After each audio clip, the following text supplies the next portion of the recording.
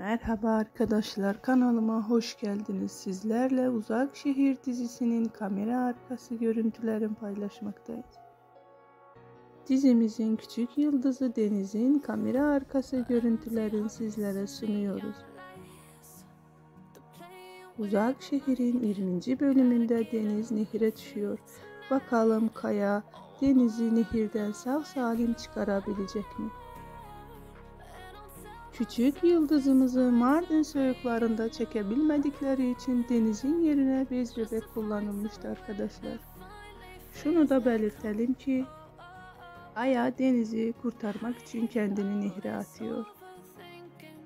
Bakalım gelecek bölümde bizleri nasıl bir sahne bekliyor. Anlaşılan ekrana kilitli kalacağız arkadaşlar.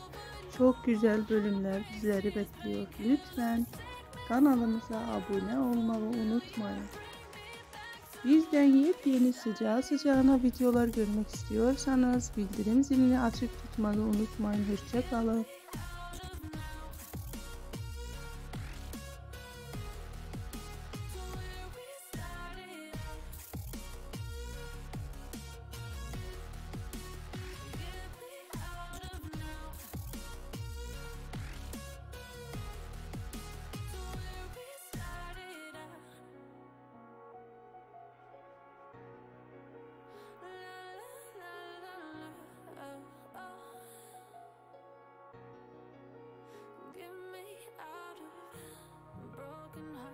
Starting fights, turning truth to lies.